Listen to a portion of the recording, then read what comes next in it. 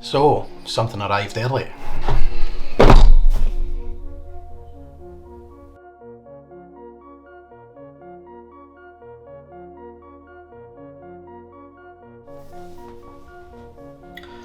What's up folks, my name is Casey and this is Casey's Curations. As you can see, something arrived in the post today, a couple of days early. So here is my first unboxing video. So a little bit of background on myself. My name's Casey. I had planned to start this channel about a year ago, and obviously some things started happening a year ago that you might be aware of in the world. Since we're talking about Warhammer, I guess we can call it Nurgle's Plague, and that kind of put a dampener on everything for everybody. A few other things kind of set me back as well, but this arrived early, catching me off guard, and it's the perfect opportunity to just get the ball rolling and get the first video out there. So I am a complete noob to the world of Warhammer. I got into Warhammer at the start of last year. One thing that got me into it was this.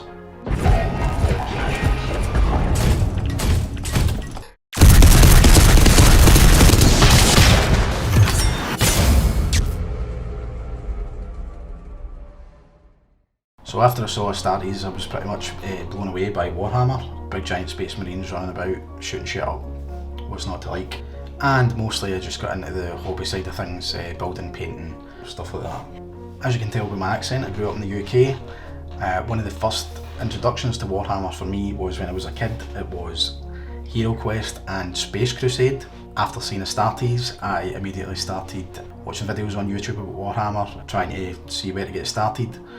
And that led me down the rabbit hole of looking for a fully complete box set of Space Crusade on eBay. I was lucky enough that I managed to get one. After I picked up Space Crusade, I immediately started looking for the other things that I wasn't able to get when I was younger, such as a copy of Space Hulk. From there it was just straight into starter sets, box sets, anything that I could get my hands on that was 40k that had cool looking models. I had planned for the first video on the channel to be about Space Crusade, but as I said, got caught up with everything else that was going on, and this arrived early, prompting me to just go for it. As you can see from the channel description, there's lots of other things that I'm into, from G.I. Joes to the Masters of the Universe to 40k and everything in between. Some things that you can expect from the channel are reviews, unboxings, mini documentaries on things that interest me, bad painting, and whatever else sort of takes my fancy. As I said, I'm not an expert on anything at all related to Warhammer, Games Workshop, 40k, Age of Sigmar, anything like that. The purpose of my videos is to show people that you can get involved in the hobby and not be an expert. It's okay to be a noob, it's okay to be rubbish at painting, it's okay to be rubbish at building models. It does seem like there is a high kind of gateway of entry to the world of Warhammer and Games Workshop, but what you can see on this channel is that you can get involved straight away and you don't need to be an expert at anything. You can pick up a brush, you can put some paint on a mini, and you can feel good about it. Some of my first Space Marine was absolutely terrible. Watched lots of tutorials from Miniac, Midwinter Minis, lots of other good channels, and got to the point where I was fairly happy with what I was painting. Now don't get me wrong, my minis look like absolute crap compared to some of the other painters out there. Obviously there's people that can make these things look like works of art, but it's okay to not be able to paint like that. And you shouldn't feel like you have to be an expert to just get involved and get started with Warhammer. So if you have at least an interest in Warhammer, you will have seen the last couple of weeks or months that Games Workshop have been building up to the release of Cursed City. Cursed City is the newest Warhammer Quest game. Cursed City is the successor to Blackstone Fortress. You're going to notice a running theme on the channel with sealed boxes. We'll get into that in the next video. In the 90s, Games Workshop teamed up with Milton Bradley to produce Hero Quest.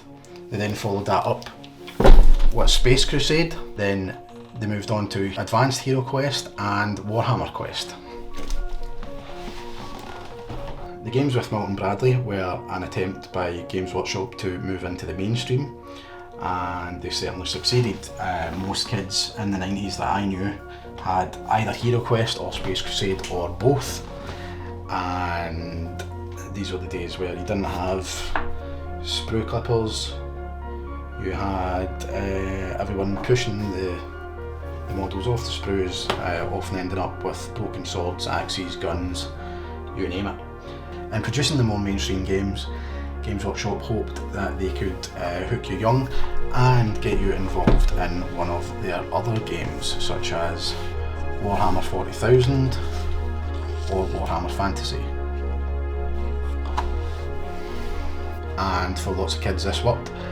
In my high school, I remember several people had at least a passing interest in 40k, but I do remember at the time it was just a wee bit inaccessible.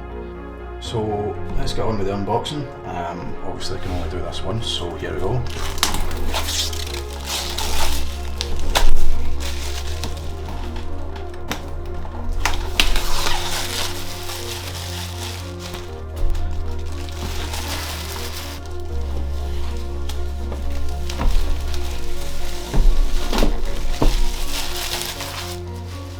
So here we have Warhammer Quest, Curse City.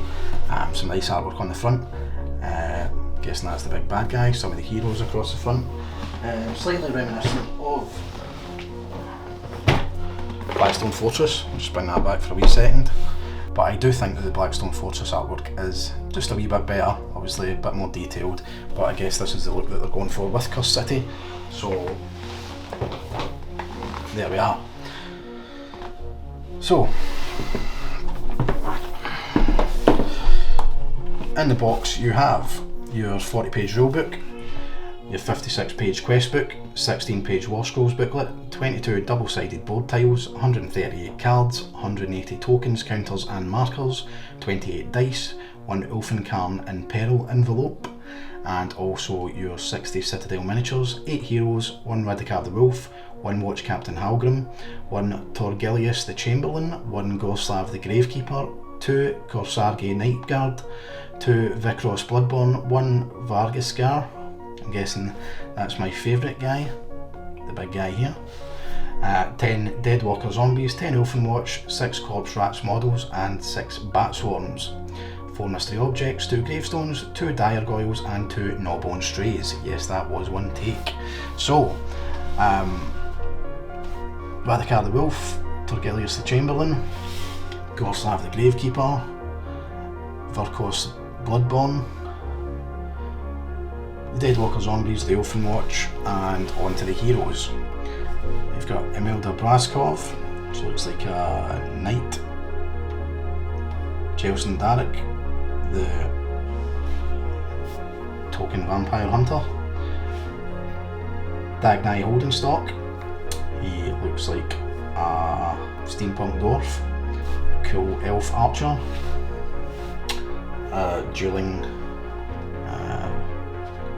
pistol sword guy, creepy white beard man, Clona Zettingale, the religious fanatic by the looks of it, and Brutog Corpse Eater, the big boy on the hero's side. Now, let's have a look inside.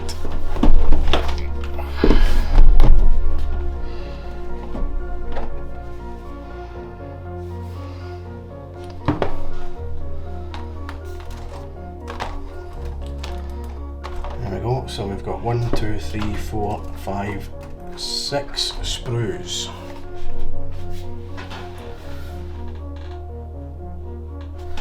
Some nice artwork on the side of the box, very reminiscent of Hero Quest.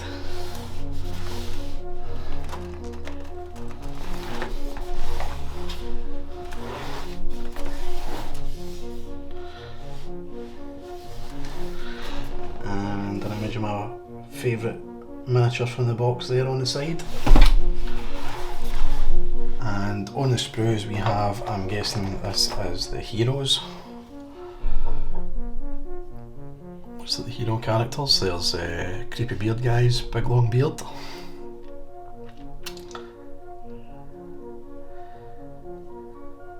Yep.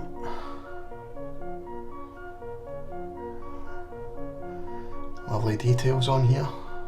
The Night Lady's cloak is very reminiscent of the main character from Blackstone Fortress. And here we have the big guy. Put those aside.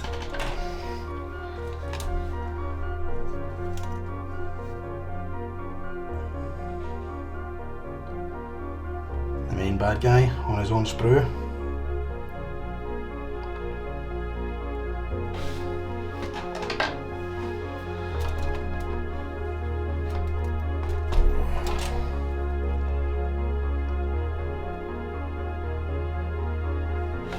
These two look like they are repeated sprues of the bad guys, and there's my favourite, there's the big were-dog bat thing. It looks like he's straight out of Castlevania. Can't wait to paint him badly. Moving on.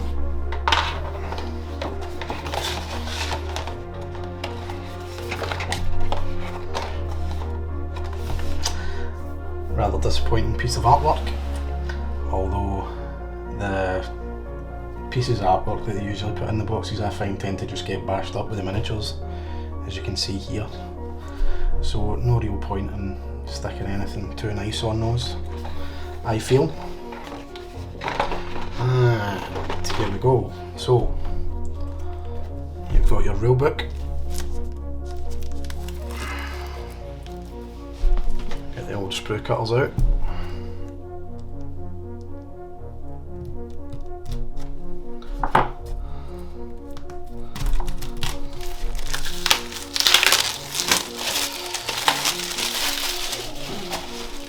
There we go. Rulebook.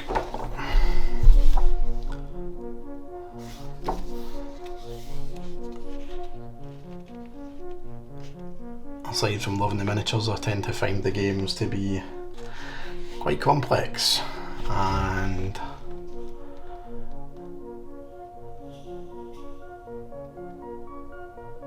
hopefully one day I'll be able to learn how to play some of these games other than just enjoying the miniatures. I feel that I'll definitely give this one a try though. After that I might eventually get around to opening Blackstone Fortress. So it's got the miniatures all painted up nice, some tutorials, how to play the game, good stuff. Hopefully that's noob friendly.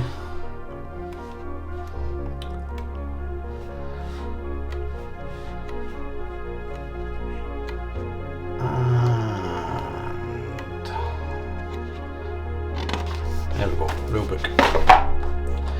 Quest book, Ulfenkarn in Peril. So this will be all the quests for the game. I believe there's 3 quest types.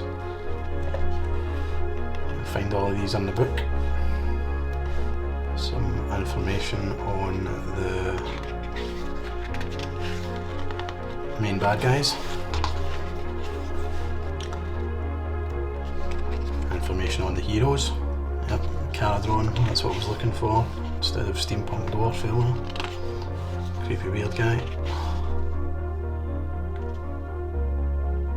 He's a scholar. Interesting. So you have Ulfenkarn in Peril, hunt journeys, hunt maps, a couple of pages of map layouts, scavenge journeys, scavenge maps, deliverance journeys, and a whole load of crisis that can occur, I'm guessing.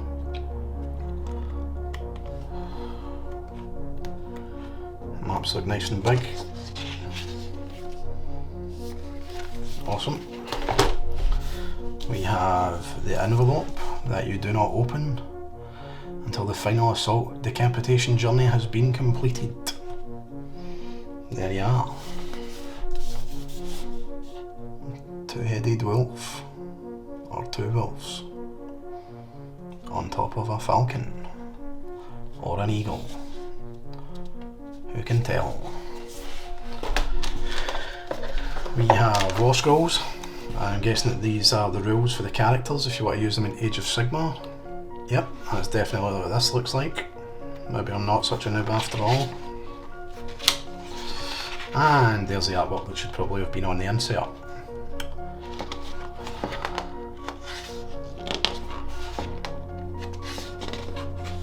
All the rules. There you go. Instructions, assembly instructions. As I said, the miniatures are push fit. Probably will still glue them together though before badly painting them. I will hopefully share some of the building process with you. I build my miniatures very roughly. I don't bother with mould lines and all that. Nobody's got time for that. But hopefully we'll be able to share some of that with you.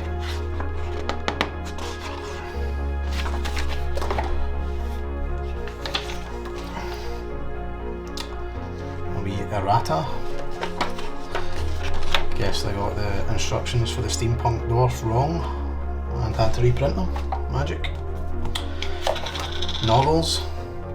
Flyer for the Cursed City novel. I believe that sold out along with the game, whether it was just a limited edition or not. I'm not sure, but if you buy the novel you get a extra character card or something for use in the game. Lots of fancy dice, your bases, all your cards. Oh, that's burst. That's annoying. Let's hope none of those are missing. All your cards, all nicely printed. Character cards.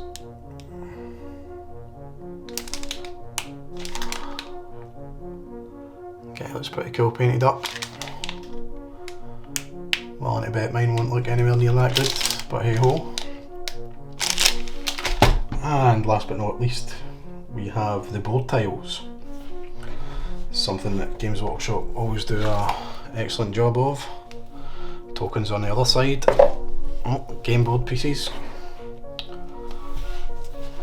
I love the heavy card stock. The designs on these things are always top class, especially Space Hulk and Overkill, which I have. They're beautiful, really well detailed, really thick card. Great.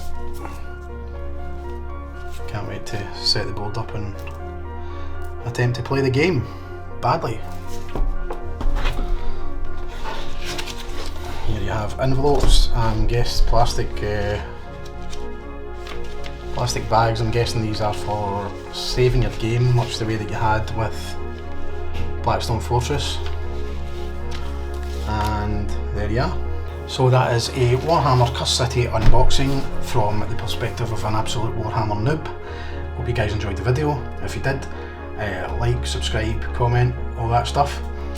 And hopefully we'll see you guys soon.